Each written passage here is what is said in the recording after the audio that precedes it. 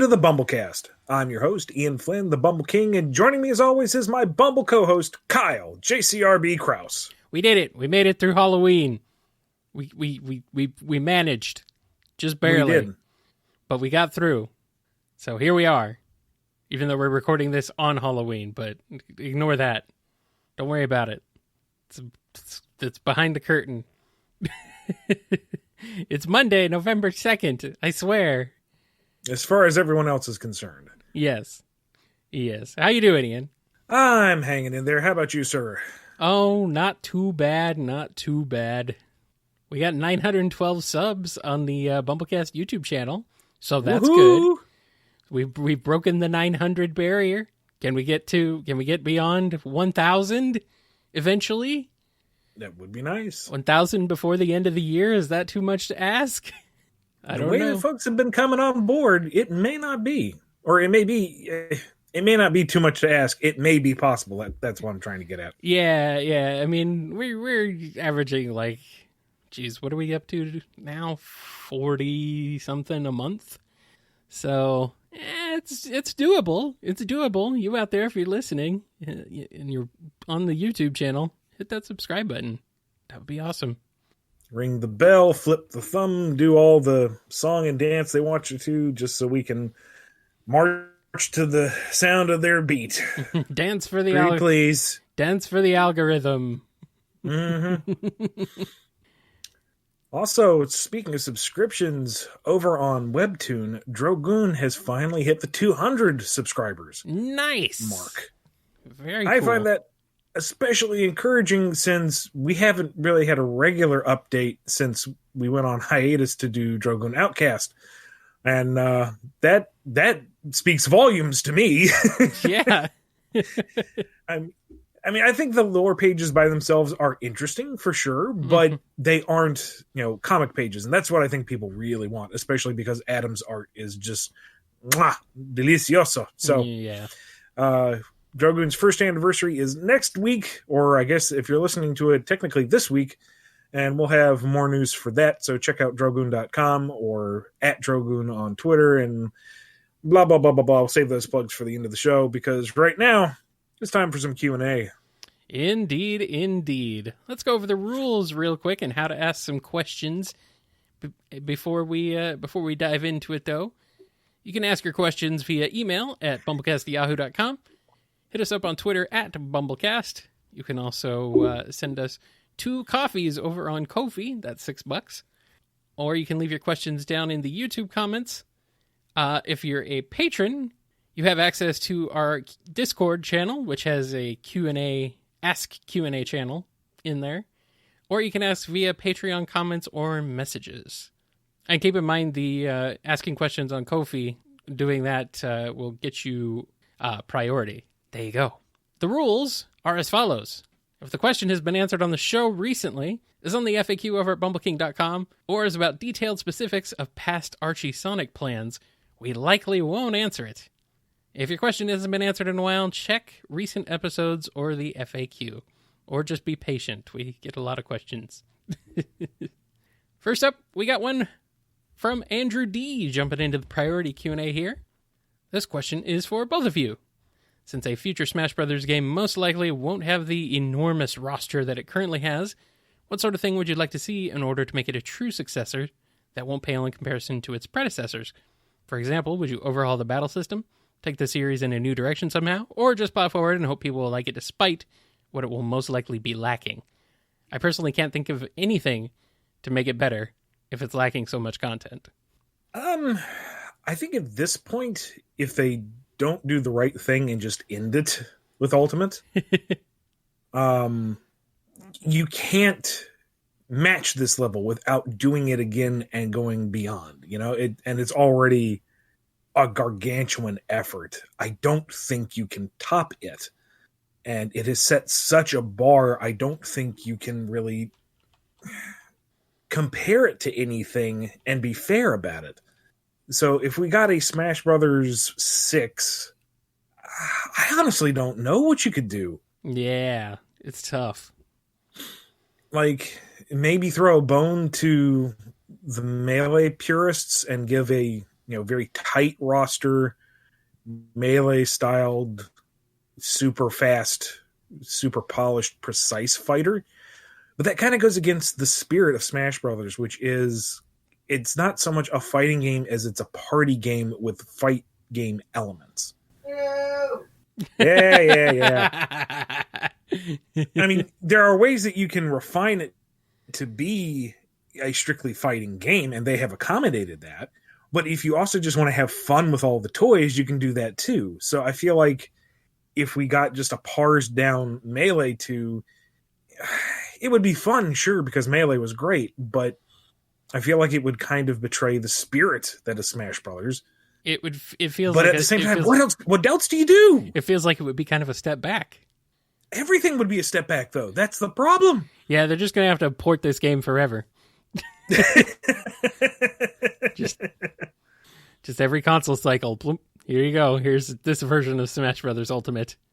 And, I don't know. I guess I could slim it down to just Nintendo characters. And even then, the roster would be mammoth. Yeah, it would still be huge, and you still have some possibilities of mining Nintendo's IPs for more characters. It's not like there's a shortage or anything, but eventually you might start scraping the bottom of the barrel. Might start getting pretty low. I mean, I would like to see the return of a subspace emissary, or what was the mode in 3DS Smash 4, where you were running around the big arena and fighting a bunch of lesser enemies from the Nintendo catalog. But I really like those big explorable stages. Smash Run.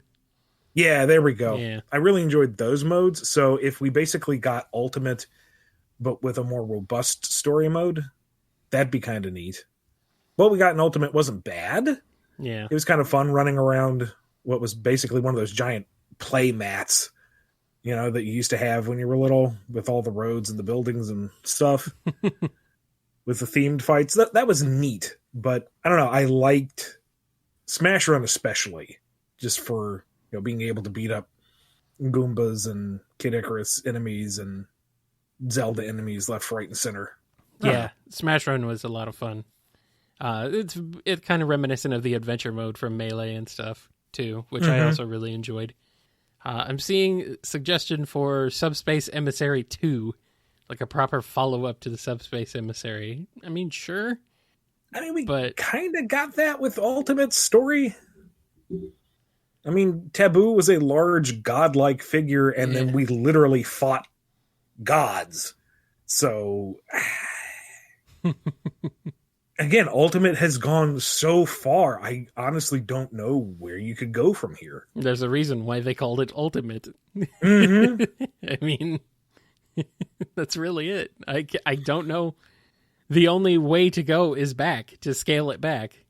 And that would be... Or just keep it going. Like, there's one of two directions... is to just keep this massive game going and build it over time and over multiple console generations or something. Yeah, but would the license extend beyond those consoles? I don't know. Or beyond the Switch. What kind of agreements did they reach? Did they reach a license in perpetuity? Or what? We don't know. So, yeah, it could be interesting to see how the roster shakes up going forward for more Smash Brothers games, if they do any more. They might not. I mean, yeah, this just might be it, which is fine. This is a good note to end on. Yeah, I would be content if this was the end of it. Although, if you really wanted to get crazy with it, the Tales of series basically has Smash Brothers controls. Tales of Smash. Just make an RPG? Yeah. 4-player, pick from your gigantic roster. Fight along the 2D plane, but in 3D. I know, it might work. Yeah. I could see it. Don't ask me to manage RPG stats for 100 freaking party members, but... Wouldn't be the first time. Wouldn't be the first game to try and do that. Anyway, let's go ahead and move on to the next one. Here we got from SapphireScarletta. Hi, Ian and Kyle. I have a question. What are your thoughts on Infinite as a villain and as a character? Do you think he has a deeper reason as to why he wanted to destroy the world? And if you were tasked to give him a full story arc, what kind of story and personality would you give him? Personally, I see him as the poor man's Mephiles. They both have the super edgy design. They're both extremely hamtastic in their presentation. Yeah. They both have exceedingly broken power sets. And they both have the notation of having overcome Sonic, but Mephiles actually freaking killed him. All Infinite did was kind of punk him, and that was it. So, I mean, Mephiles had the desire to be returned to his whole form, a true godly entity, and then looked to destroy all space-time. Infinite was like, I'm bored with reality. I'm going to work with Eggman. I'm not weak. Bleh. Yeah. I think Infinite is a lot more flash and not a lot in the pan, if you catch my meaning. That being said, it would be fun to flesh him out. You know, maybe give some rationalization to his nihilism. Maybe explain why he is such a weak-willed individual trying to overcompensate so much, but or, you know, explain what actually happened to him at the end of Forces. That'd be neat. But right now, there isn't really much to him aside from a fantastic marketing campaign and a wonderful guilty pleasure theme song. Yeah, he's kind of boring. That's my thoughts on him.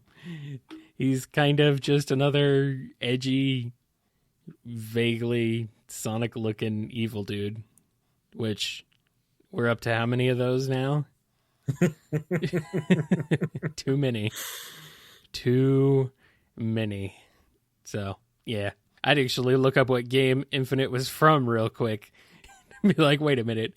Is he from Forces? Or am I thinking of Sonic 06? Is he from Sonic 06? No, that's Mephiles. It's like, oh, okay. Yeah. They're all blending together in my brain, Ian. I don't know if this is good or bad. I mean, Shadow's still fairly unique, but even then... I mean, that is a knock against Mephiles, is that he is derivative of Shadow. There is no two ways about it. Right. But, so Infinite definitely gets the point there. He looks like his own thing. He's his own species and all that. But, and if you enjoy Mephiles, don't consider this a knock against your taste. I see the appeal. Sure. And I understand why folks want to see him back. And I would love to get a chance to, you know, cater to that audience and give them something to enjoy. But when you boil down what we have to work with, it's a lot.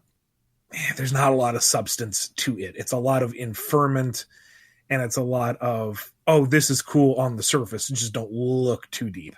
Yeah, both Mephiles and Infinite suffer from just being one-off villains without a lot of depth. They just kind of, I don't know.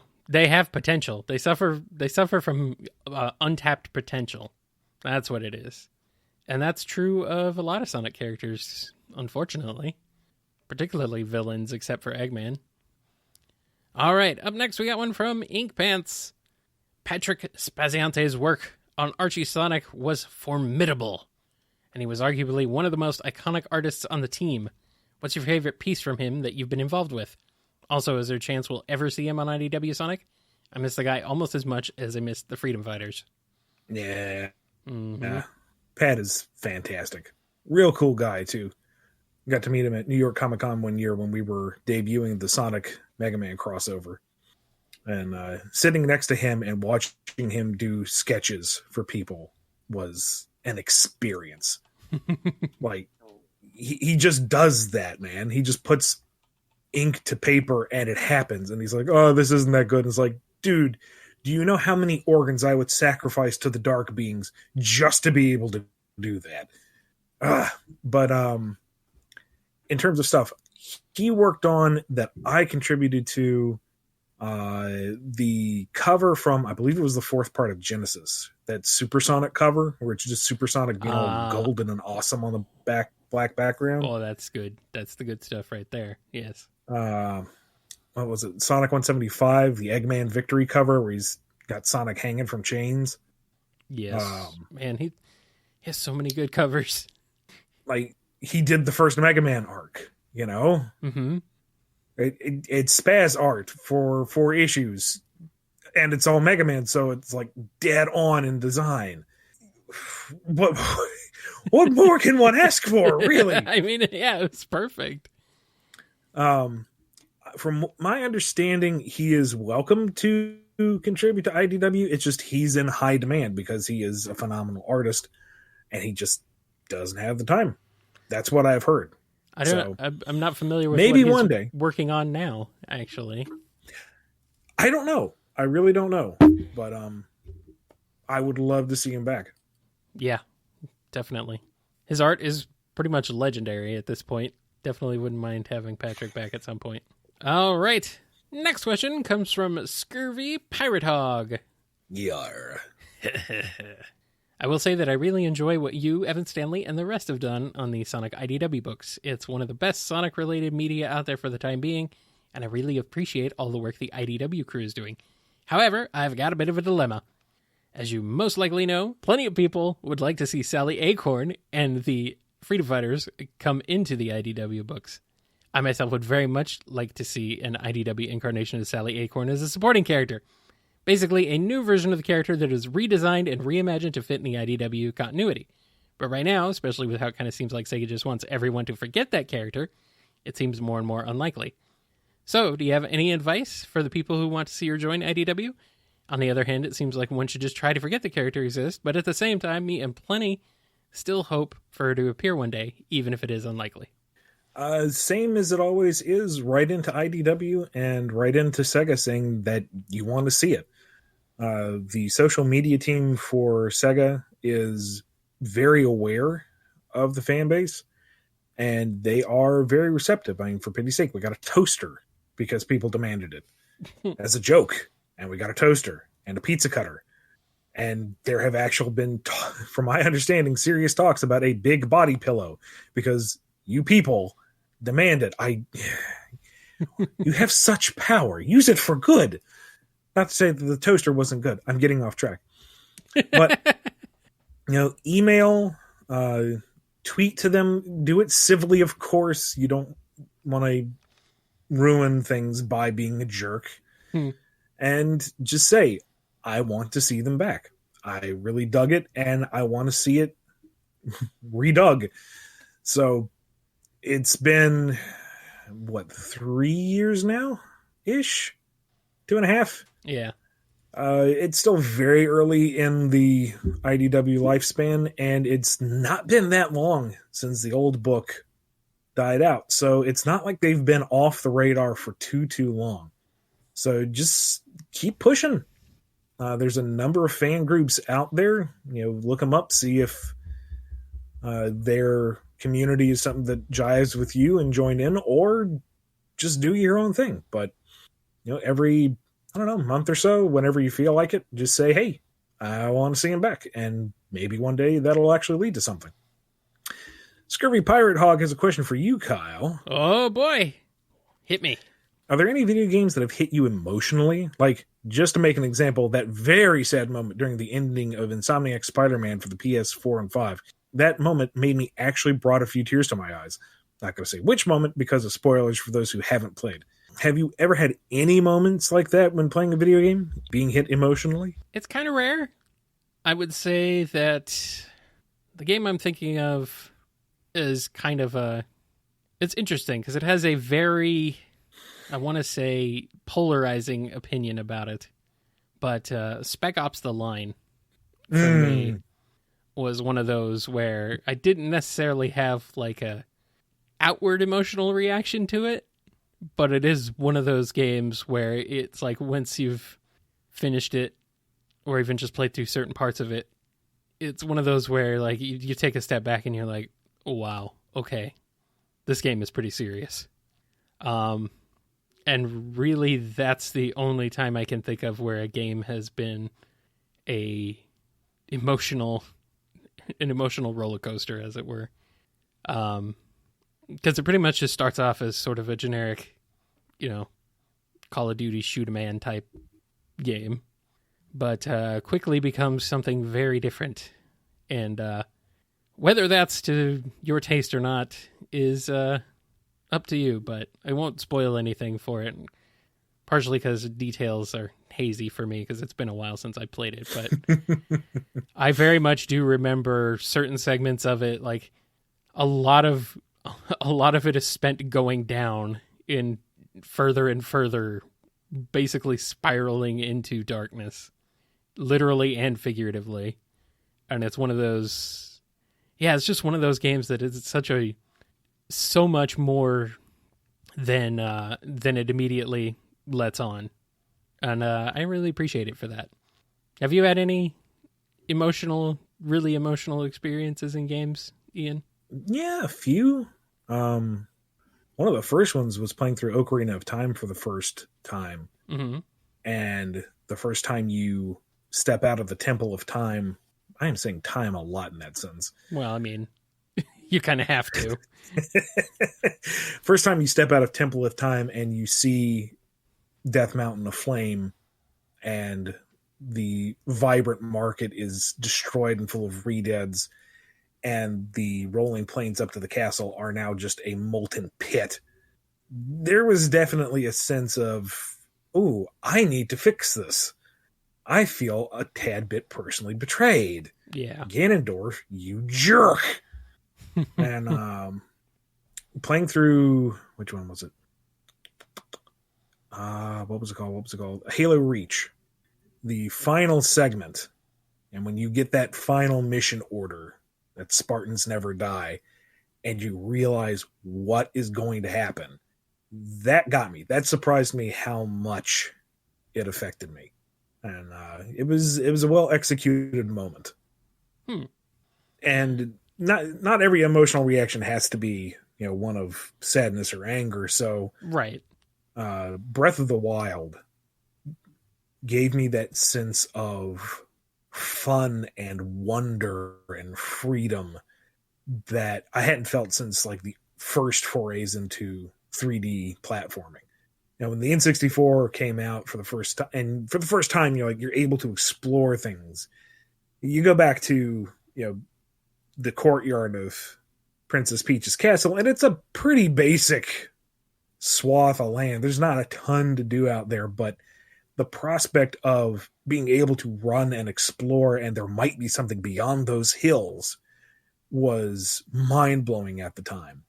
Mario 64, you can get off the beaten path and drive out a little bit or go through the train tunnel, and that sense of, wow, it's not constrained to just the level. I can actually explore a bit. And then time went on and the experiences got more robust, and it kind of felt like, yeah, okay, I can see how this is put together. This is a game. I get it. Sure. Yeah. But then Breath of the Wild rolls along. It's like, this is the world. I am once again free to just go wherever, whenever, however. And it very quickly became The Legend of Zelda. What's that over there? I probably added goodness knows how many days of playtime just saying, oh, that looks like a neat thing over there. Let me go see. Weren't you going to go do this? Well, yeah, but I can come back to it. Weren't you going to explore that over there? Yeah, but this is closer. I think. Maybe. And now that I'm here, oh, what's that over there? And it's just, I don't know. It was delightful in that regard. And I kind of wish I could play that game for the first time all over again. Mm-hmm. Just hugging the coast because why not? And then I find a village. There's a village here. I didn't follow the road. It wasn't on the map necessarily. It was just, hey, I found a village. There's people. There's not a lot of people in this dystopian, well, not really dystopian, but post-apocalyptic, nature-reclaimed world. And I found civilization. Hey, guys, let me buy your fish. It was, I don't know. It's really hard to pin down just how delightful and immersive that was. Yeah, I can see that. I had for a more positive experience recently, I would say that I had not exactly the same, but kind of a similar reaction to playing Microsoft Flight Simulator. Mm-hmm. I mean, you get low enough and the lack of details of the world become painfully obvious. But the fact that I could literally fly a plane right into the side of my house, that is pretty freaking cool. Sure, it's a very low poly, low texture, low resolution texture version of my house. It looks like garbage, but it's my house in a video game. That's freaking cool. Like, the level of detail for so many areas has never been fully realized in a video game until this point. And that's kind of amazing to me. It just blows my mind at the level of detail, so long as you're far enough away from it, is just, it's really good. I like it a lot. I mean, there's not much to do in the game specifically. You kind of have to make your own fun, but that's fun. And yeah, just being able to fly around to places that I've, seen so many times and see them from a new angle, or to discover new places. It's such a freeing game, and it's so cool to be able to explore literally the entire world. It's kind of an amazing game. It's fantastic. So yeah, that's a positive recent experience for me. Our next question comes from Noni. Had a question about Starline. Are you ever going to delve more into what his background was like before trying to join the Eggman Empire? Any family, friends, people they've sworn to show them all to? No immediate plans for that. I think right now Starline's story is more about where he is going rather than where he has been. I'm not going to say no, never, because it's way too early to say that, but not in the near future for sure. And Noni has a question for you, Kyle. Uh-oh, I know this one. Go ahead. What's your favorite crack ship? No judgments, honest curiosity. It took me a while to think of one. I'm not really a shipping person so much, which may surprise some of you considering how much support I have for certain ships. But, it's only specific certain ships. It's not every ship. And it's certainly not a lot of crack ships in mine. But I guess the closest I can get is to Mecha Mechanic Overwatch. It's a Diva and Brigitte. Just, I don't know. They have a good dynamic. Their personalities seem like they would mesh well together.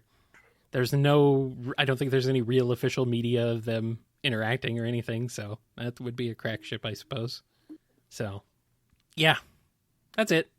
What about you, Ian? You got any? You want to open that can of worms? Somebody saying Blaze Omega. Yeah, that's a pretty good one, too. If we're going Sonic ones, yeah.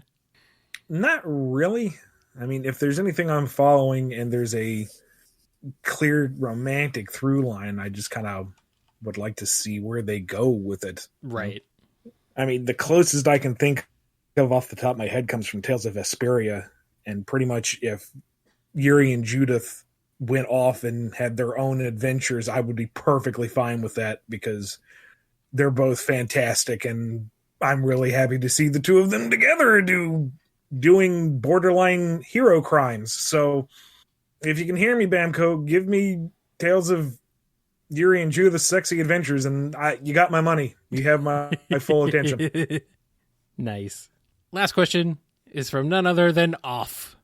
Have you ever sat back and watched any of those Anti-Flynn videos by any of those popular Sonic Tuber personalities? A lot of the ones who've made videos about you actually made some about me one time. So I was wondering if you've ever seen your own or have an opinion. If you have, which ones are your favorites? I spent most of my childhood being bullied, so I don't feel inclined to sit there for a half hour and listen to people make up things about me and be mean. That, I don't find it funny. I don't find it entertaining. I just don't want to engage. And I don't want to give them the clicks or the views or whatever. Right. And when it's about me, it's more, I don't know, frustrating at worst because they're making stuff up or they are wrong in ways that could be very easily corrected if they bothered to actually look anything up. So that's just tedious. When they start attacking my friends, then I get angry. And I have learned that I do stupid things when I'm angry. So rather than give them the satisfaction and do something that would not benefit anyone, I just steer clear.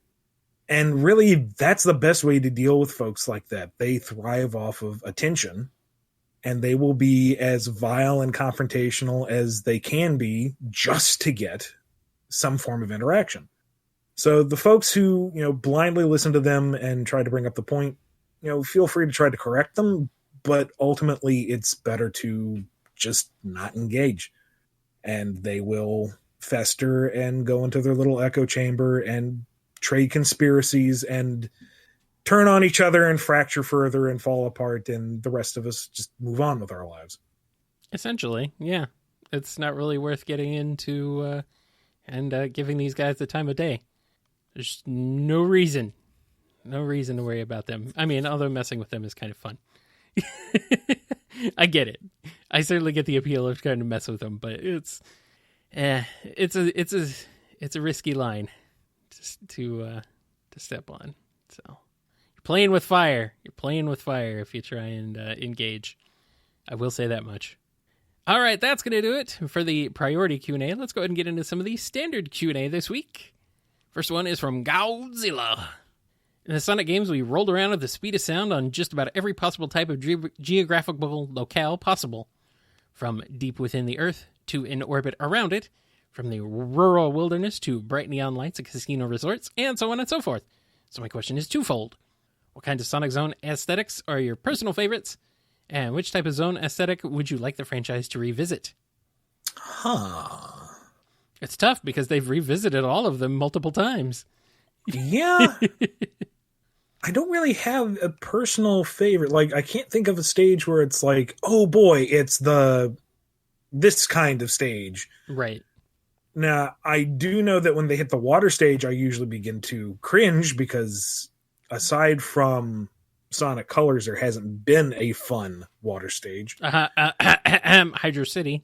Thank you very much. There hasn't been a fun water stage outside of Sonic Colors. No. What's wrong with Hydro City? Aside from that terrifying crushing wall and all the drowning. The wall lasts for like 30 seconds. And it is all terror, and it is all hard to navigate, and I hate it. Okay. It's not that bad. Drowning again, not that bad in that game. That level at least keeps the pace up and keeps things going for the most part. That's why I like it. It's so much better than like Labyrinth Zone.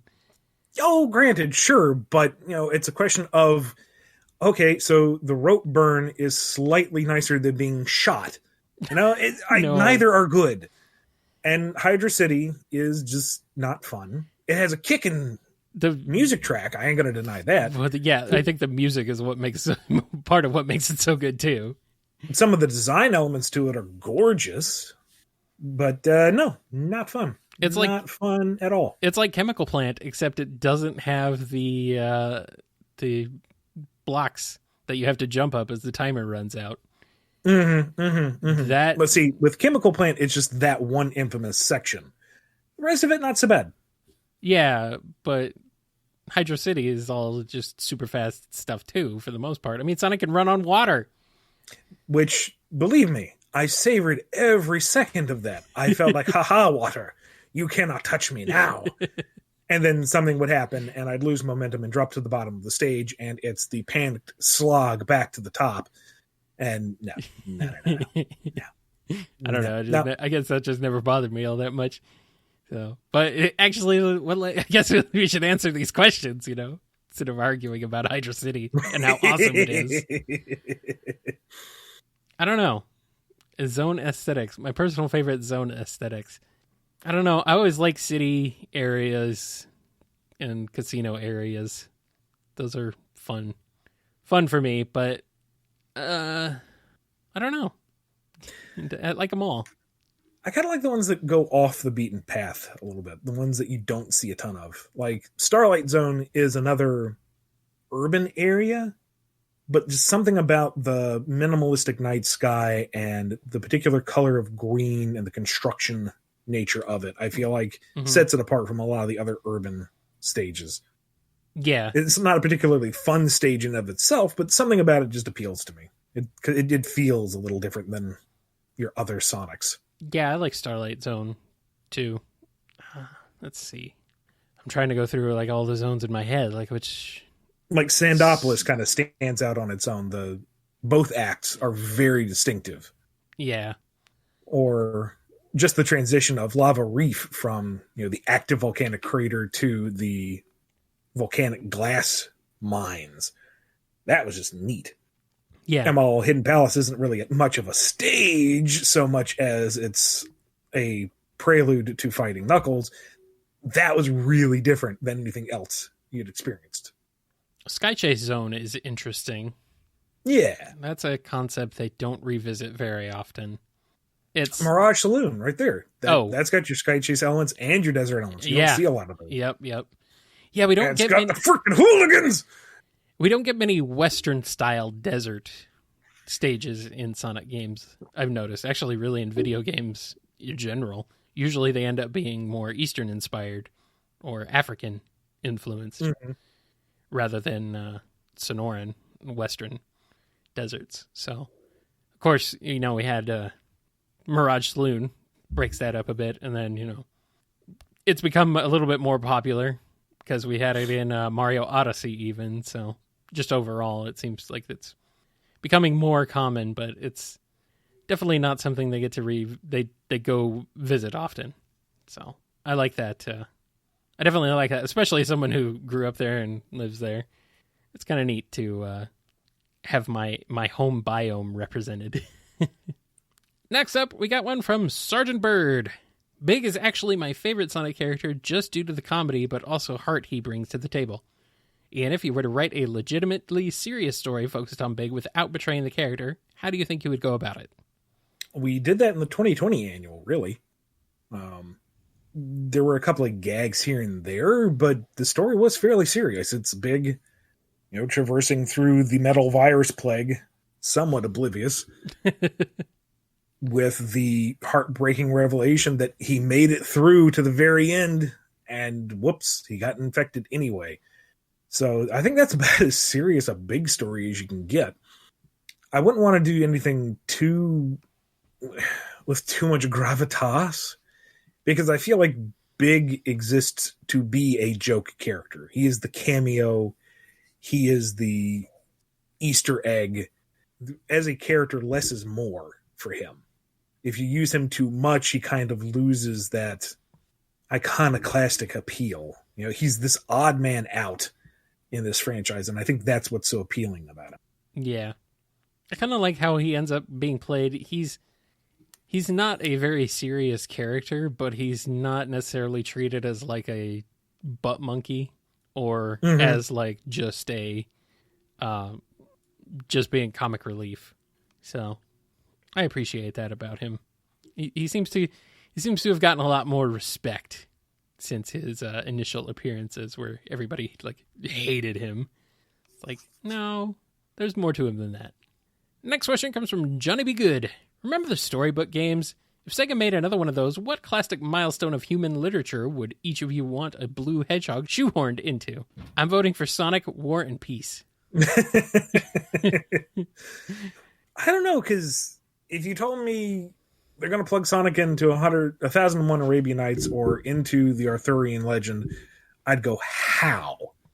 And they did. So it's kind of hard to say, yes, use this piece of literature. It would totally work, because they took stuff that I wouldn't have thought would work and made it work. Maybe Alice in Wonderland, because it has that psychedelic, meandering, open-ended narrative that you could very easily plug characters into. Yeah.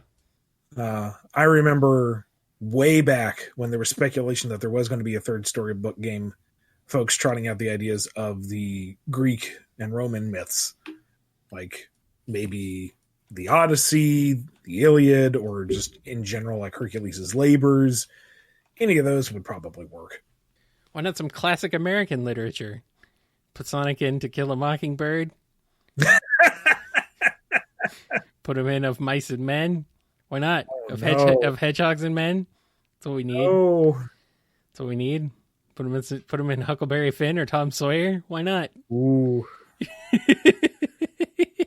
On the one hand, that could work in some ways, and others, things would have to change. I could see Wizard of Oz, actually. That would work. Yeah, okay. Wizard of Oz we could do. Yeah. That's a thing. Yeah. Yep. All right. Yeah. I dig that. Mm-hmm. Mm-hmm. And you know what? There was a kind of a standard to the other two games where you had your female protagonist side character with Shahra and Marlena. So if you have Dorothy kind of filling that role, and you have the looming magical entity that is the Wicked Witch, yeah, we're hitting on all the high points. I think so. Now, how does the inevitable twist that Dorothy is against you play out? I'm not entirely sure. Maybe she gets to the Wicked Witch and decides that she will see who the man behind the curtain is and take over Oz. And oh no, now you have to fight Dorothy. Does she have to be does she have to become the evil one? I don't think so.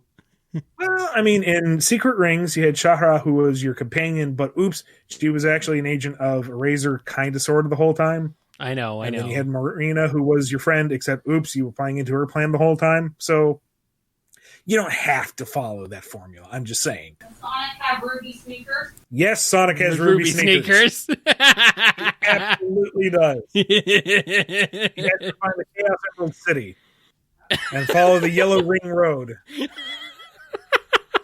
We're writing this now, are we? Oh, absolutely. Oh, man. Omega is the Tin Man. He wants Eggman's heart. Oh, man. Yeah, it really works. It really works. Wow. It's amazing. Knuckles is the Scarecrow. Absolutely. He's so gullible. That's a good one. Those crows said they would leave the field alone if he just hung up on that stand for a while. Yeah. Wow. So who's the Cowardly Lion? I feel bad making it Tails because that feels like a pot shot at his most recent incarnations, but you have to have him in there somewhere. They'd never let me do it. But Shadow as the Cowardly Life form. Oh.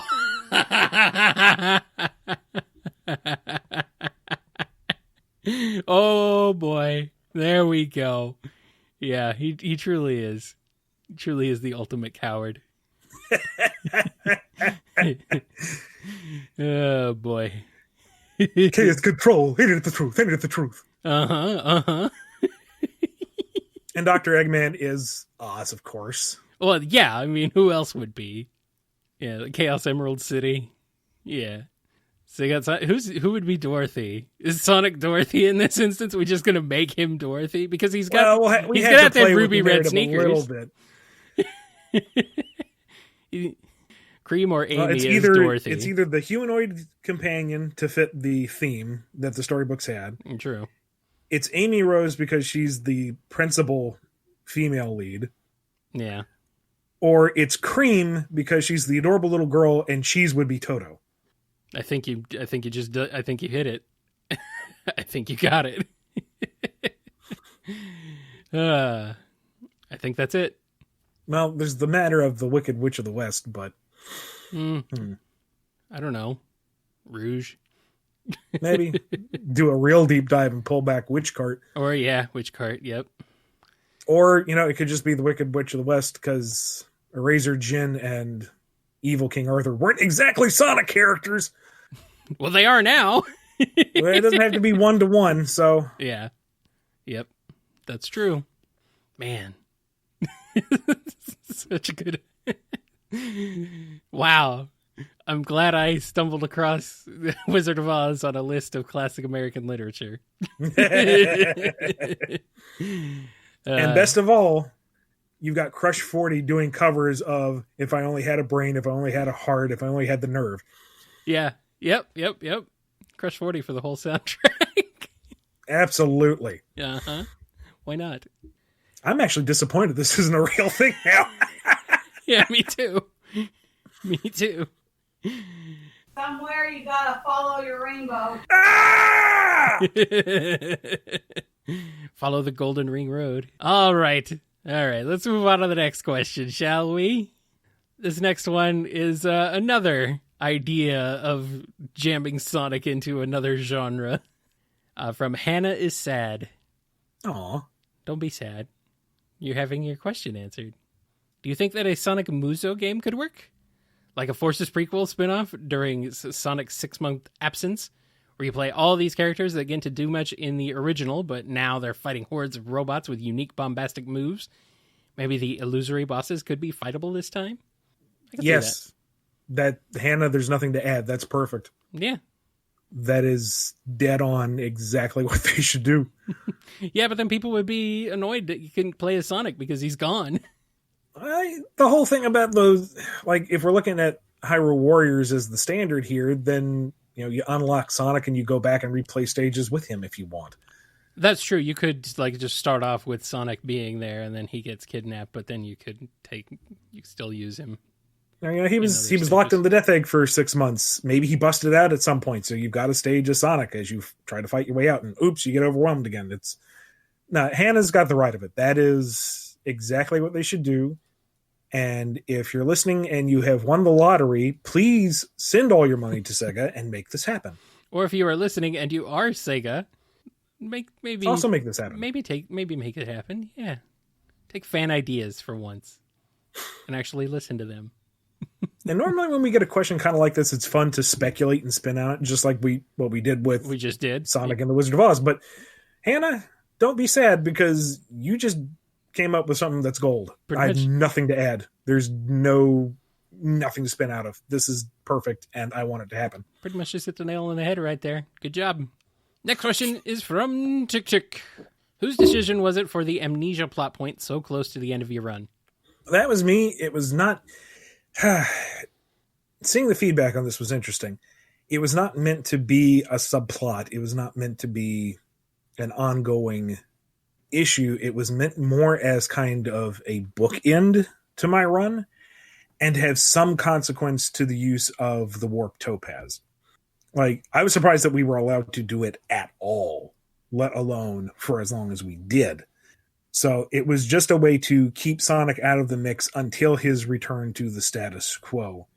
And as a simple enough way to pay a bit of homage to the beginning of where it all started with Mr. Tinkerbell. There was no greater thinking to it. There was no grander scheme. It was just, here's a fun kind of callback element. And Blaze does something integral to the story by restoring Sonic, and we're done. Yeah. I know for some people it seemed kind of like just a weird speed bump along the way to where the story was going to be going anyway.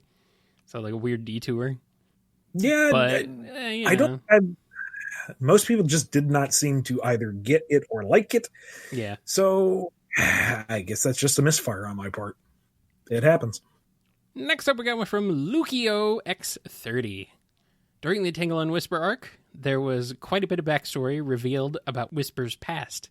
However, this was just skimmed over that the Diamond Cutters were valued as a family to the Shy Awu. Will there be, or has there been, any plans to expand the background between her and her old comrades, or perhaps a story as to why Mimic progressed into being a villain due to the events of the previous war? Or would the latter be revealed in the forthcoming Villain series? Kind of like what we just covered, the Diamond Cutters were not meant to be anything more than backstory. They were a means to an end. They received just enough characterization and design so that they didn't feel like complete nobodies, but there never was an intention to do anything with them beyond that backstory. It was supposed to establish what the beef was between Whisper and Mimic, and we move on. Mimic's motivation is established in the miniseries there. It's that the pressure got too much, so he sold out the team to save his own skin. That's it. He is that self-serving. And where he and Whisper go beyond bad guys, that's another story altogether. But the Diamond Cutters, as far as I'm concerned right now, have served their purpose. If in the future there is demand for them, maybe we could do some kind of flashback arc. I don't know. like I was saying earlier with the Stallion Freedom Fighters thing, if people want it, people should ask for it. Because IDW is very receptive. That's why we got the miniseries that we did.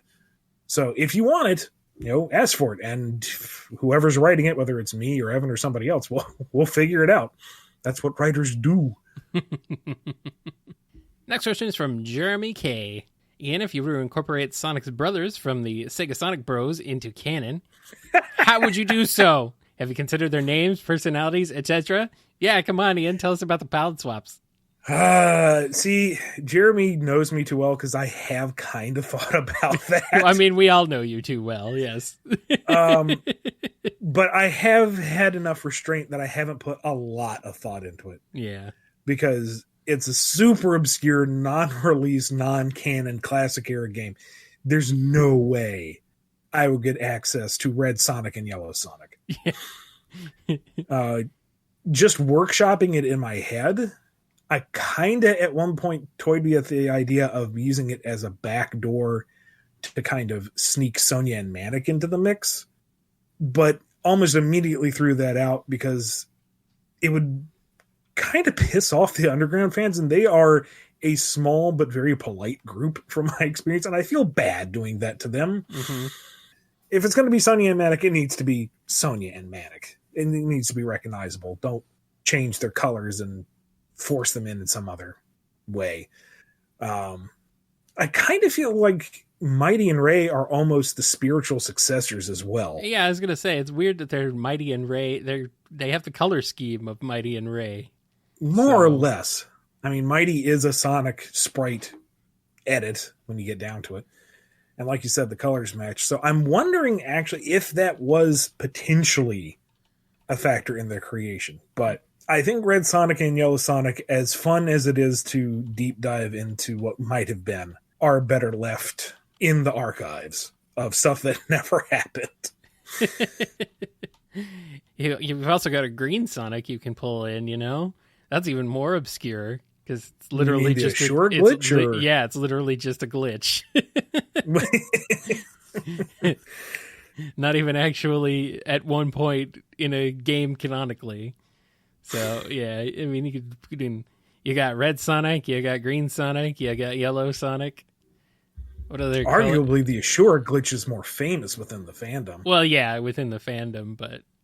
And there's that other famous palette glitch, the Wechidna, also known as a line of stars. Yeah. With his white and red palette being a monotreme. Yeah. I wonder if there's any correlation or plans to be had there. Uh-oh. I've said too much. Uh-oh. Next up, our last question from Pidgeot Tamer. Salutations, BumbleKast. I kind of slept on the Mega Man Archie books. Why'd you do that? And was wondering what your favorite things to come out of that project are, and how does it compare to working on the Sonic books, if there's even a comparison to be made. Keep fighting for everlasting peace. Kyle, I think I can guess what your favorite part out of those books was. What? Quake Woman, perhaps? Maybe. I really did. I really did like Quake Woman. Yeah, she's great. She's not the only part of the books I like, though. No. Okay. But top of your list, I would assume. I mean, yeah. I just like the way it fleshed out a lot of the stuff. You had new characters incorporated. You fleshed out things like Mega Man 4. You actually made some of the more kind of repetitive stuff interesting. You fleshed things out, and it's just like a really well-paced book too. That's another thing. Everything is just really tight, and that's fantastic. Well, thank you. It's much more. It feels like a much more, I want to say, streamlined comic than Sonic, just because when you came on board Sonic, you had 159 issues of baggage to deal with, and multiple reboots since then, and all that stuff, going through different incarnations and things. Well, Mega Man was all you, buddy. Well, that, and while Sonic had some narrative to play with from the games, that was folded in to years of the comic exclusive material, and some of it was adapted faithfully, some of it not at all. Yeah. And the Sonic I picked up was this weird, tangled yarn ball of themes and ideas and stuff.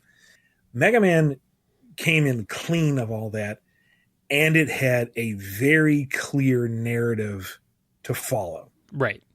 Like, all of Sonic's games were kind of piecemeal, and you could draw a line between some of them, but it didn't really have the same narrative direction as Mega Man, which at that point hadn't had anything new for so long that the storyline was pretty much established. You knew that there wasn't going to be anything added in between or to really throw things off. So I had a roadmap to follow. And truth be told, that roadmap went pretty much all the way to Legends. So that was different. That, and while there were definitely some differences between the Eastern and Western representation of Mega Man, I feel like Mega Man didn't stray too far from the source material and its localization. Right. And anything that it did, it was pretty easy to reconcile. Whereas Sonic had a very distinct East versus West in the early 90s. So there was a lot to reconcile just when you got to the adventure era, never mind all the other stuff that was involved with the comic. So they were very different in terms of plotting in that regard. You say it was well-paced, and I appreciate that. Looking back on it, though, I kind of feel like it was a bit slow. We could have stepped up the pace. I wish that we hadn't had been so locked into the 4-issue arcs. I feel if we could have broken out of that a bit, it would have been a little faster paced. Sometimes though, the 4-issue arcs weren't necessarily enough because it seemed like you were just cranking through bosses left and right early on. Yeah. That's what I mean. Like, if some stuff could have been like 2 issues or 3 issues or 6 issues or something. Yeah. If we chopped it up. And I wish I could have gone back knowing what I know now, because we were treating Mega Man like Sonic at the time. Mm-hmm. That we had all the time in the world because Sonic had proved that these old franchises with the right teams could go on forever. So I went into it thinking, okay, this is going to be another Sonic. We're going to have years and years and years to do this. We can take our time and be meticulous with it. So, I don't know, not everything was pitch perfect. I feel like the Emerald Spears were a neat idea on paper, but never really panned out.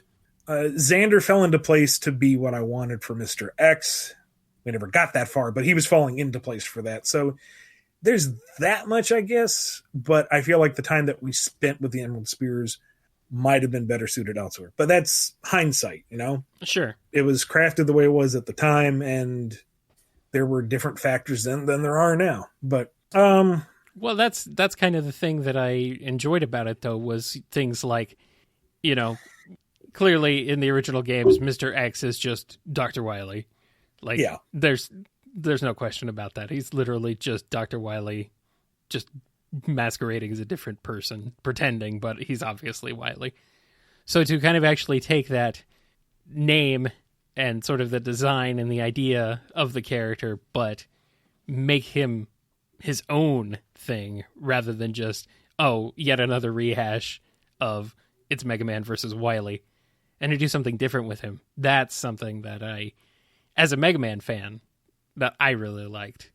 And the fact that you delved so deep into some parts of the lore, which is something you do with Sonic too. So that was another thing where it was like certain aspects of things that people didn't expect to be referenced or even built whole arcs around was just really cool. As someone who really likes Mega Man, that's one of the things that I really enjoyed was you clearly understood and respected the original material, but you also saw ways to really expand upon it and make it better, or at least add more interesting details and build a more cohesive story around it that was also less simplistic than the original games.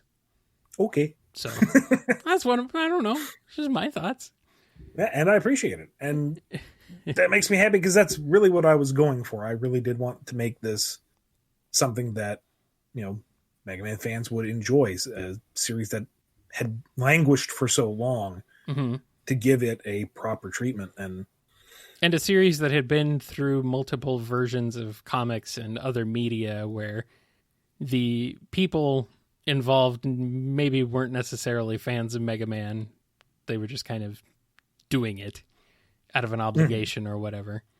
To have something where it's actually like, okay, this is clearly Mega Man. This is definitely Mega Man for sure. It's like, it fits the tone perfectly and everything. That's what made me really happy with it. So that's it. That's all we got for this episode of the BumbleKast. Before we wrap up, we're going to give a big shout out to all the patrons who make this show possible. Big thank you to Daniel H., Alex P., James K., John B., Jennifer R., Samuel P., Sam Cybercat, Robotnik Holmes, Mike B., Justin G., Torchbound, Koopling Crew 128, Duas Diz Din, Scruffy Matt, Chris A., Andrew D., John M., Don B., Yami M., Lee H.K., Lisa M., Chevelle, Silly String, Takaro, Justin S., David M., Blue Title Gamer, Salute Your Cat, Overthinking Films, Sony, Tick Tick, Final Neil, Papadripadopoulos, Degama F. Wow, Invade Turbotunis, Jennifer H., Off, Jonathan D., Preston M., Lauren W., Rachel W., Godzilla, Chaos Universe, Sonic Legacy, Owen B.D., Piggy Bank, Daniel B., Somewhat Gooey, and J. Frost. I like how they're only somewhat gooey. Not completely gooey, just somewhat. See, I'd rather have it just be goo or not goo, but you know what? Somewhat gooey, you do you, man. Yeah, it's fine. It's fine. And you're all fine for being patrons. Thank you. Where can the people find you on the internet, Ian? Head over to Twitter and find me at Ian Flynn BKC, my personal website, bumbleking.com, or my original webcomic, Drogoon, that's DROGUNE.com. Kyle, what about you? Head on over to Twitter at KyleJCRB. You can find me there, and you can yell at me for my opinions, which very rarely does anybody do. It's kind of sad, because, I don't know, it's funny. I find it funny. You can also find more stuff over at kngi.org, where you can find archived episodes of the BumbleKast in downloadable MP3 format for your listening pleasure. Don't forget, you can also listen to my other show, Nitro Game Injection. You can listen to that one streaming live at 8 p.m. Eastern Time over there at kngi.org, or on my personal YouTube channel, which is just KyleJCRB, or on Facebook as well. It's over there. And there's also the 24/7 music stream going on all the time, and all sorts of other fun stuff, so go check it out. Follow the show on Twitter at BumbleKast. Contact us at BumbleKast@yahoo.com. And listen to us on Apple Podcasts, YouTube Music, Spotify, Amazon Music, Audible, our YouTube channel, or kngi.org. Also, go check out the Bumble store at shop.spreadshirt.com/BumbleStore, and you can get some Bumble apparel and other Bumble products for you. Some folks on Twitter were saying they wanted the hashtag knowing smile meme that I've got on Twitter to be put on material. So if you want to see that happen, say the word, and it might just show up on the Bumble store. You should do it. BumbleKast Gaming live streams are going to be on Twitch at twitch.tv/BumbleKastGaming, Sundays at 10 p.m. Eastern Time. Keep an eye on Twitter for announcement at other times. That's going to wrap us up for the BumbleKast. Have yourselves a good one, and since the future is looking very uncertain, take care of yourselves, take care of each other, and be good. Yes. We'll see you next Monday. I hope. Plenty of people would like to see Allie Kate.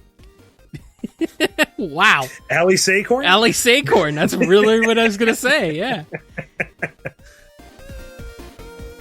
Yeah, well, imagine how weird it is that you're sitting here listening to us talk off, and we can't talk to you, or you can't respond to us directly. You have to type to us. It's weird. He has a mouth, and yet he cannot scream. Well, he can scream. We just can't hear it. Appropriate for the season. Very. I'm voting for Sonic War and Peace. It was the best of times. It was the fast of times. That was a Tale of Two Cities. Well, you know what, Kyle? You can just edit that out. Well, guess what? I will edit it, but I won't edit it out. Oh, no.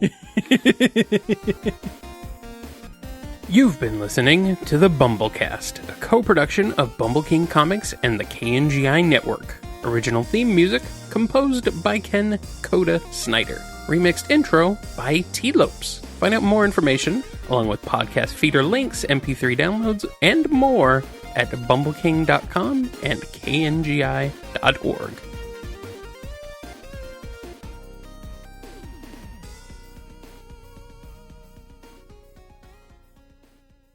Sundays at 10 p.m. Eastern Time. Sorry. Yes, Valerie, she did in fact say That's her thing.